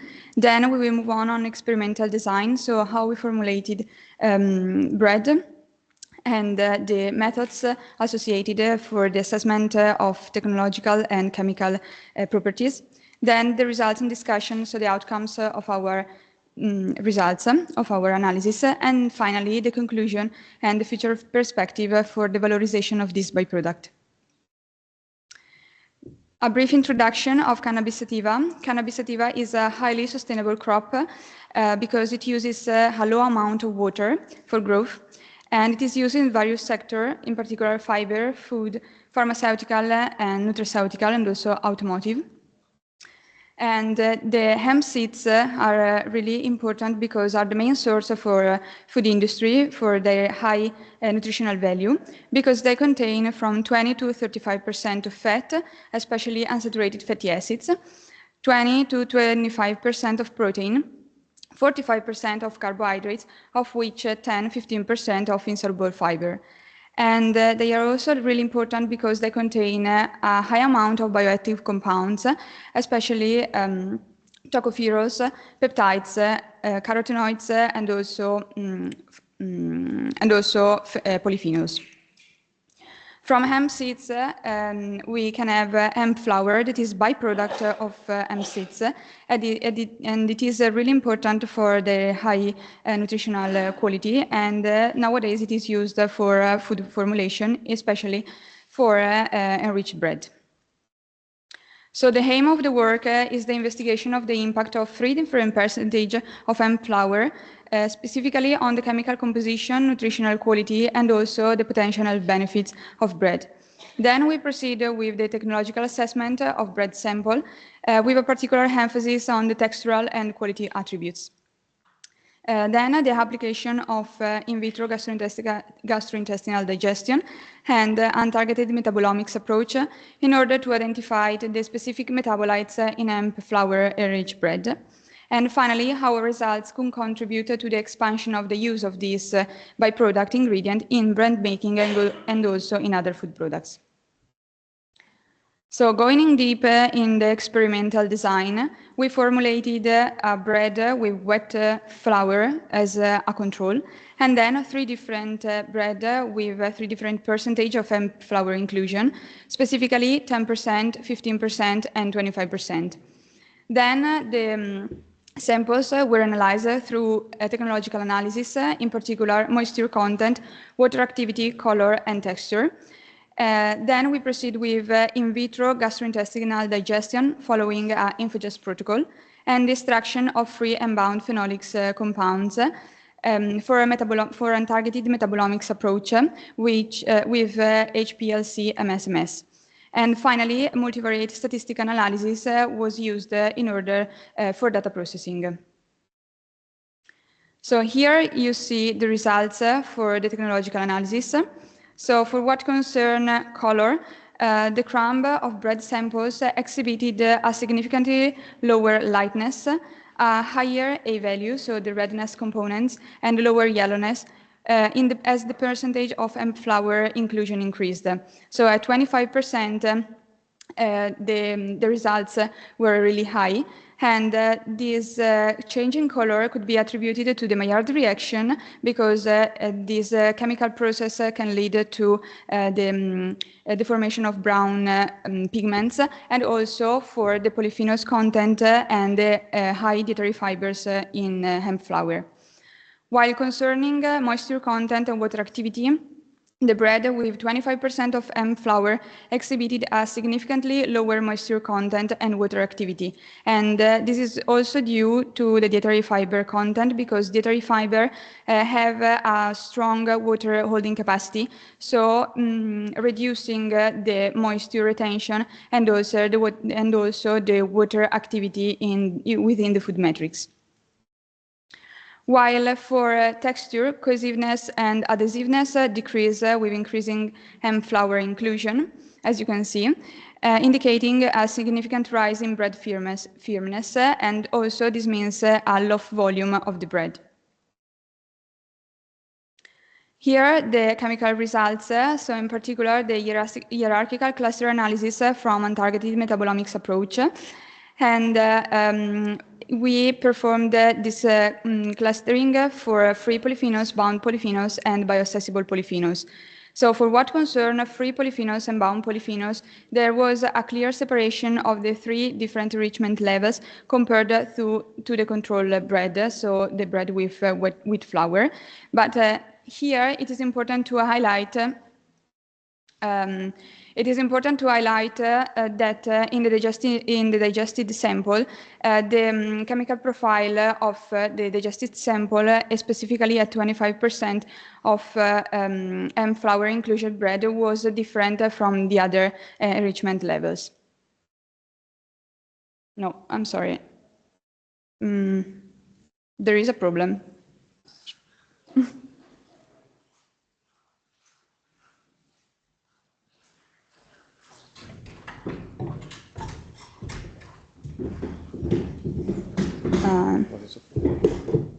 Oh my God, sorry. It was this one.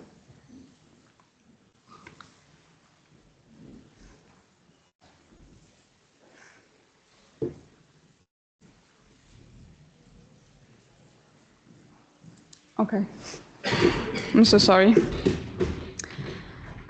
So then from a hierarchical cluster analysis, we performed a semi-quantification of the total polyphenols content for the three fractions, so free phenolics, bound phenolics, and digested polyphenols. And so for what concern free phenolics, the most abundant classes was phenolic acids. And there was a linear trend proportional to the inclusion of a percentage of hemp flour. So at 25% of hemp flour inclusion, the phenolic acids reveal a higher amount. While for what concerned the bound fraction, flavonols increase with a slight increase, specifically in hemp at 25% of inclusion. So based on this, for bioaccessible phenolic acids, in particular in digestion process, revealed that at 25% of hemp inclusion, the phenolic acids were at high level with compared to the other inclusion percentage. And this means that the chemical profile, in particular the polyphenols content during the digestion process, allowed to changes the chemical profile and the semi-quantification. Finally, we performed a chemical enrichment analysis. This particular analysis is based on fold change and p-value approach, and we focused mainly on the 25% hemp flour enriched brand versus the control, so the wheat flour, for the three fraction.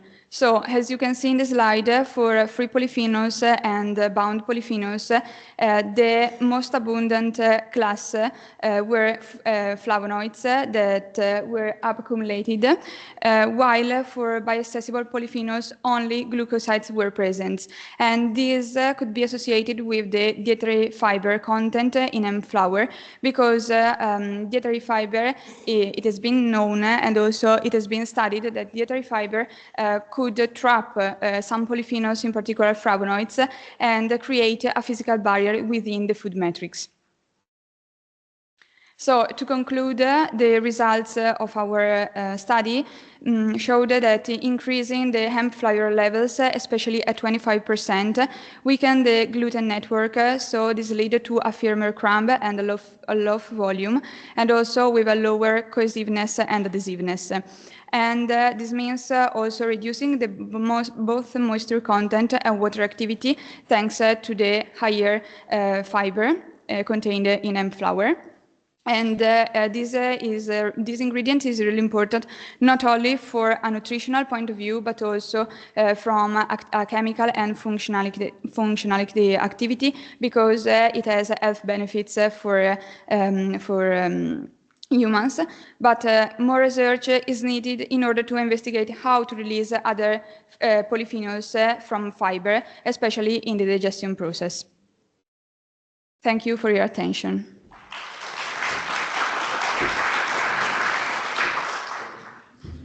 Thanks. Any questions, remarks, and discussion? Oh. Okay. Nobody? We can discuss later about the details of the in vitro digestion related with the special flour. Thanks a lot. Thank you so much. Thanks a lot.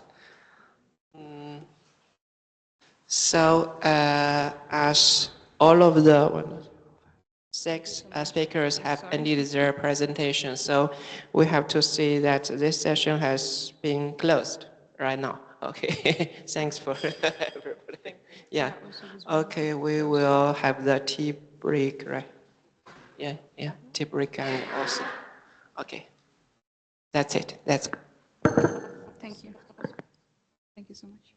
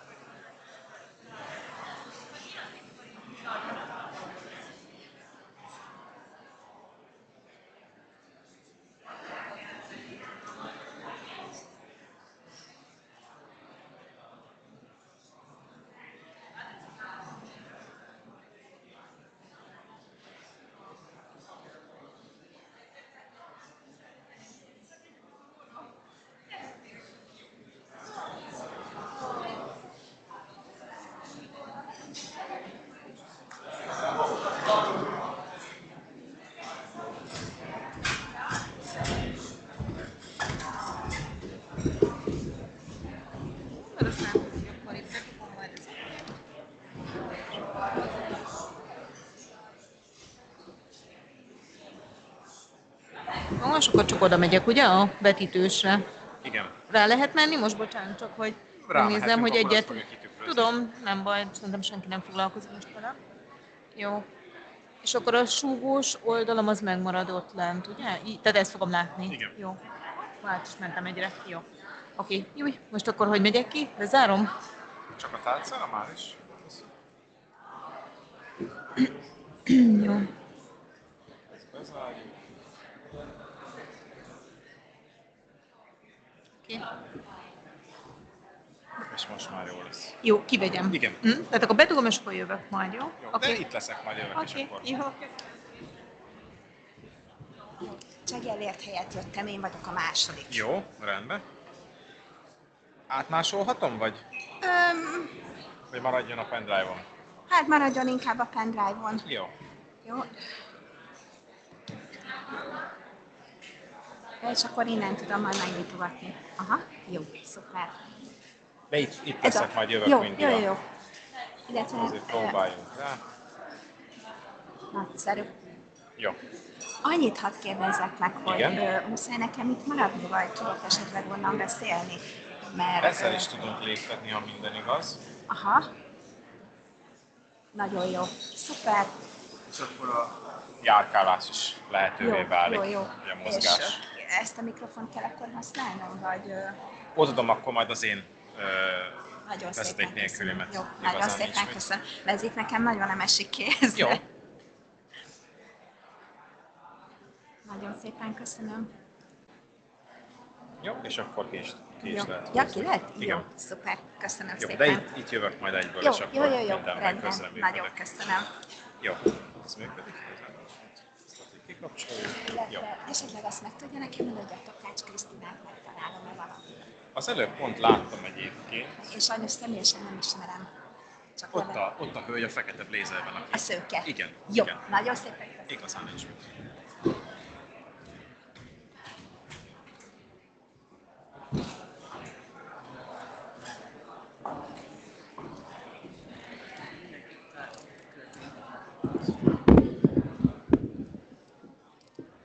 Ez így jó, nem?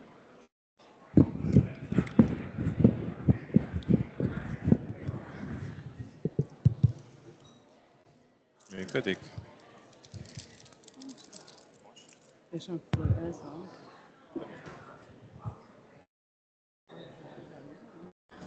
Igen, úgy van bekapcsolva. Az a lézer, a pointer része, és a nyilakkal pedig lehet léptetni a prezentációt is. És azt hiszem, hogy... De majd ide ugrok az elején. Ide ugrok majd az elején, és akkor elindulunk. Itt onnan látom, hogy a szemüvegemet muszáj lesz föltenni, mert nagyon homályosan látok. Azt hiszem, ezt mindenki elnézi, úgyhogy... Nagyon rondán nézek ki bennem. Még nem. Hát ez nem esztétika, ennek most funkciója lesz, igen, úgyhogy... Jó van. Igen, mert így, igen, így látok sokkal tisztábban. Na jó.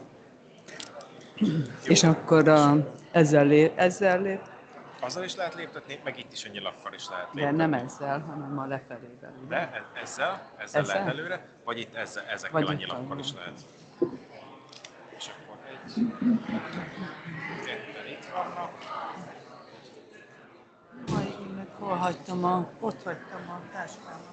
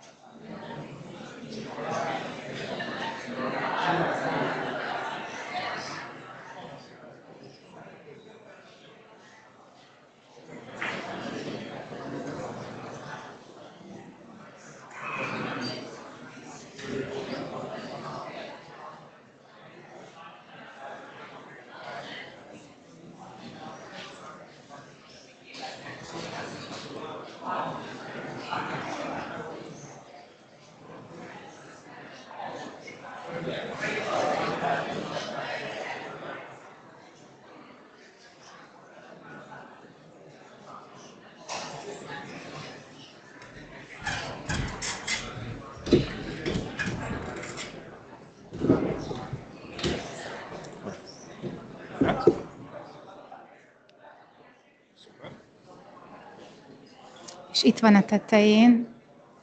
És egy picit módosítanék a címen, mert láttam, hogy a programfüzetben egy picit másként szerepel, és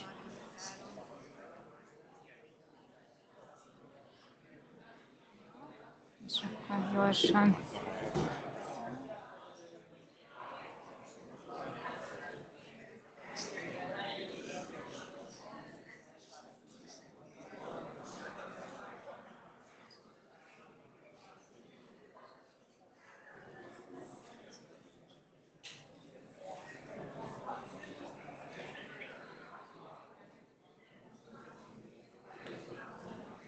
Aha, rossz helyre ment.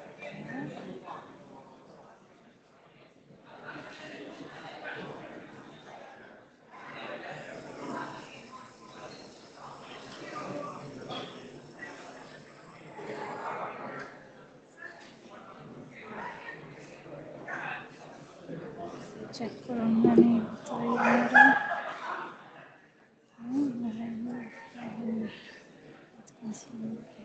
Oké, köszönöm. Jó. A pendrive? Igen, nehogy itt maradjon.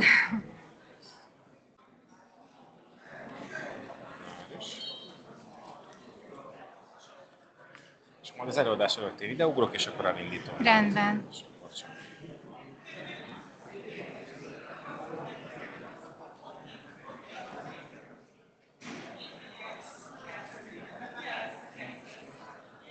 Van nyitva már is. Nincs megnyitva. Ott lent lehet látni, hogy igen, ott hogy? De Szerintem egyik nincs, sem az. na nincs. hát. Akkor még egyszer. Most már Jó, köszönöm szépen. Majd itt lesz a pointer, és ezzel is lehet majd léptetni, hogyha úgy jobb, vagy És itt a... az a kis piros pont, a mutogatós, az majd ez lesz? Igen. Jó. És akkor nyilakkal pedig lehet léptetni, vagy akár itt a klaviatúrán is. Köszönöm. Igazán nincs mit.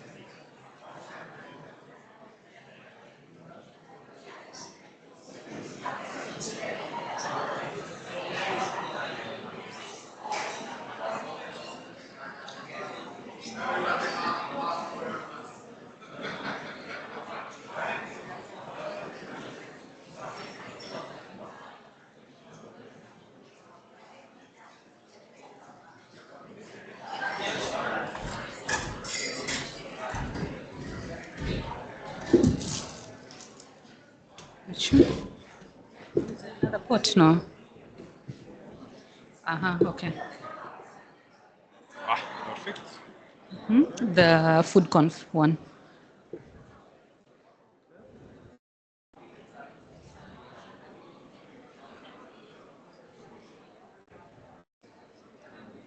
Check it. Wait, today's 21st?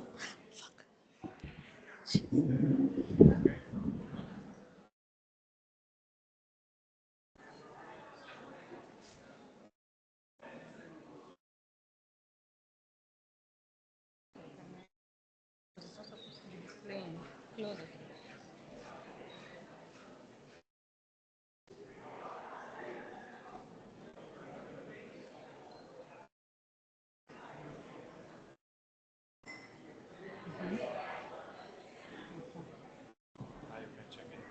It's not mirror. Yeah, I think it's fine.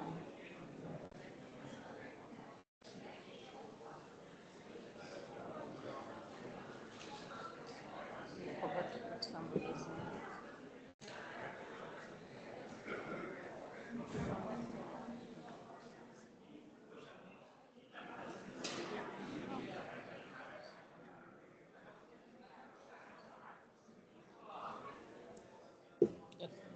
Okay. Perfect. Ah. Oh, sorry. Sorry. I'm just seeing something at the last minute. It's not showing good. No, it's The second call, remove it. So this is not. Okay. I don't think I need it.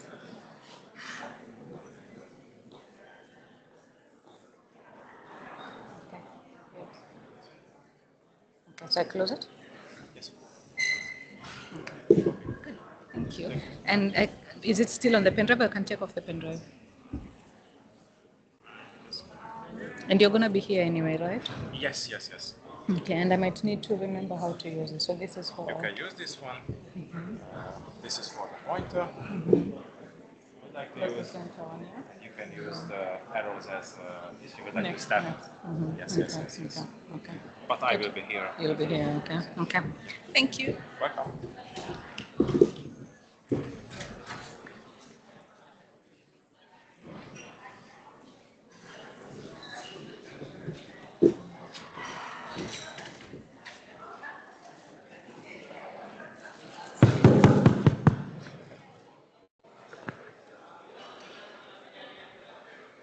Hello, everybody. So we would start with the next session. Please take your seats.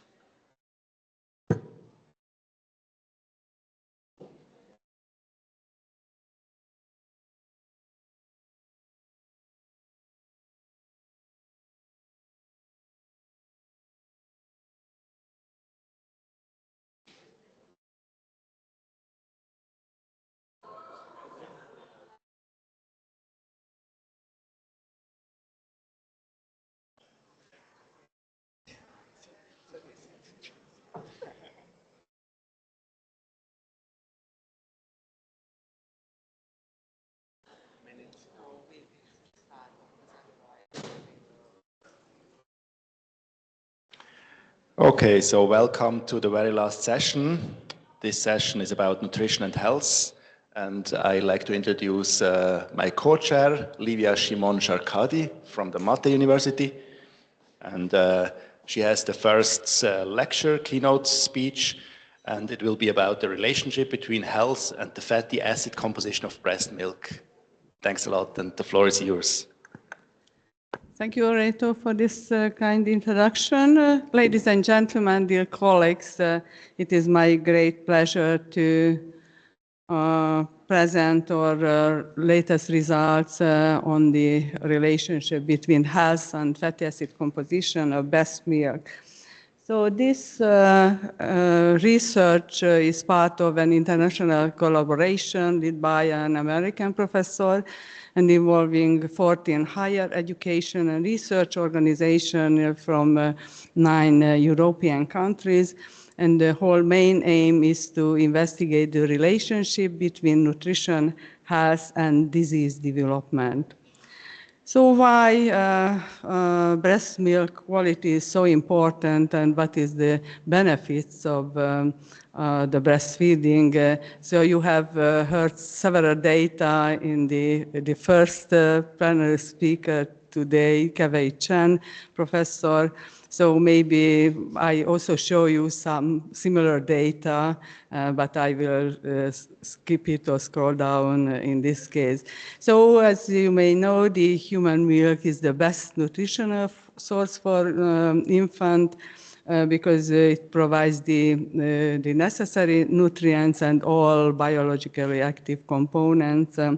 And many studies have shown that there are both short-term and long-term benefits of breastfeeding. The short-term benefits include immune system development, reduction of gestational diabetes, and all the other diseases during childhood, while the long-term benefits include increased cognitive development, reduction in chronic diseases, obesity, etc., and in adulthood. If we look at the chemical composition, as you already learned, the mature milk consists 87% of water, 4% carbohydrates calculated as lactose, 4% fat, and 1% protein.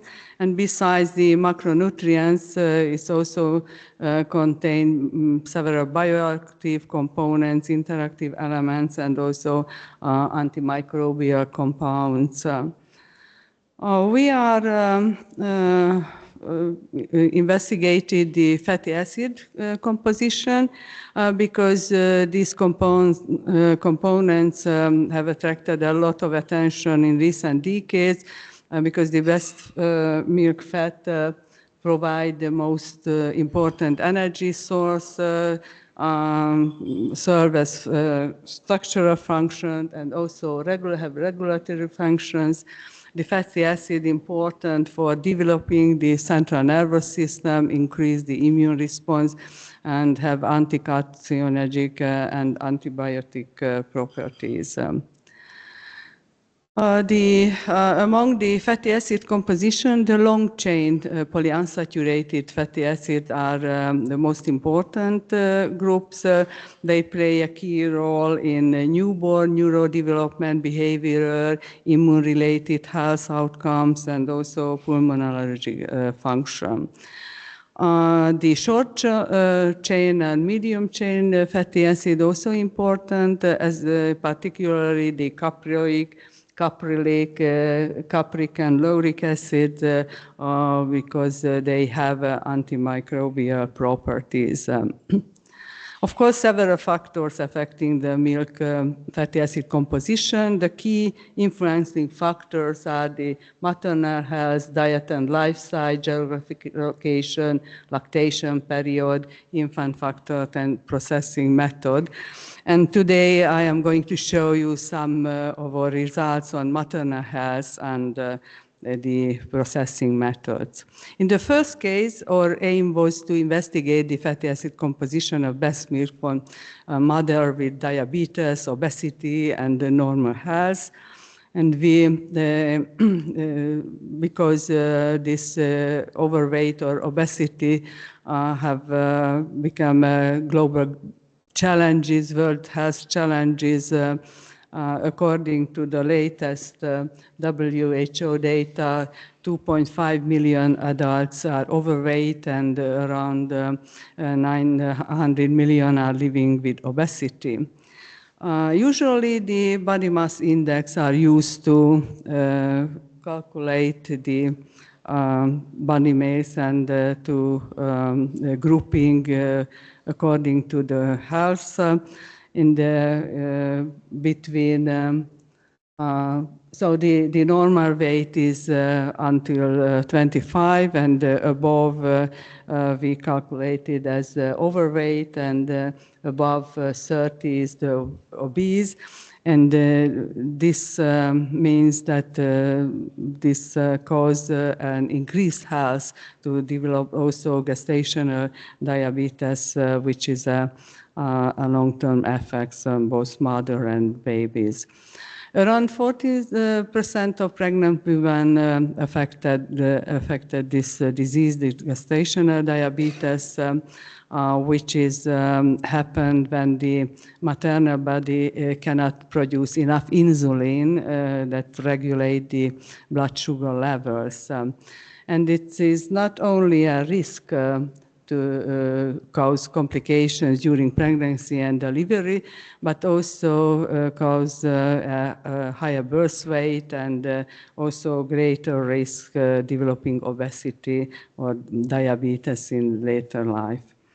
So for the study, we collected 60 samples representing 4 groups, normal body mass index, obese, normal BMI, and gestational diabetes, and obese with gestational diabetes.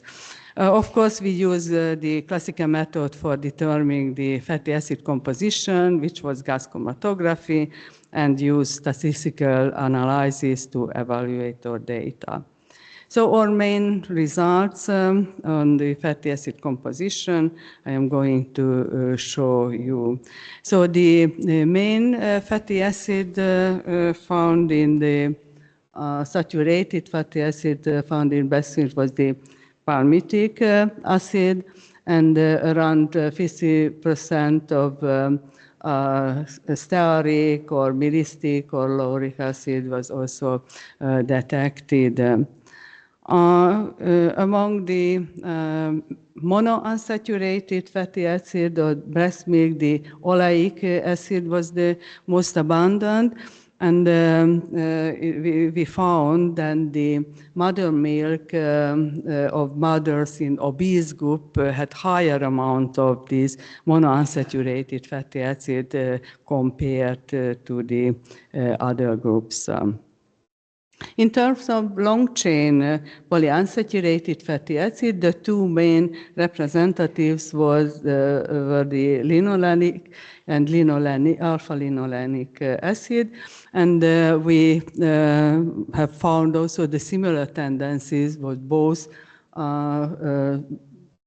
unsaturated fatty acid, that the obese group, the breast milk of the mother of obese group had higher amounts of these unsaturated fatty acid. So the discriminant analysis showed us that we could distinguish between the normal and the obese group, and within the group also the gestational diabetes group and also the obese group. So it was a good separation. So as a conclusion for this part or a summary, the main fatty acids showed only slight variation within the different groups. In contrast, the minor fatty acids showed greater changes, and the long-chain PUFAs occurred in significantly higher amount of obese mothers' breast milk compared to the normal mothers. So the other topic I would like to show you is the Holder pasteurization method. How is it affect of the donor milk? So why is important this topic? Maybe you know there are a situation which the mother milk is not available or unable to meet the requirements for the newborn, and in this case the best alternative is to use this donor breast milk. The importance of the topic also demonstrated that World Human Milk Donation Day was designated in 2004, and we celebrate this day annually on May the 19th. So what we should know about the donor milk is that it is safe and the standard quality. It's collected and established a human milk bank under the strict hygienic conditions. And also the donor is strictly screening serologically and also have under the health screen. And this milk is microbiologically controlled, transported and stored under strict condition. So it's, let's say, it's very safe to use this type of milk if it is needed. So the Holder pasteurization itself, it's a long, low temperature, long time pasteurization process. So heating the milk at 62.5 degrees Celsius for 40 minutes, followed by rapid cooling. And this methods effectively eliminates the harmful bacteria and viruses, parallelly retaining some of the beneficial components of breast milk. So our aim for this part of the study was to investigate the changes of fatty acid composition of donor breast milk after Holder pasteurization. And we also interesting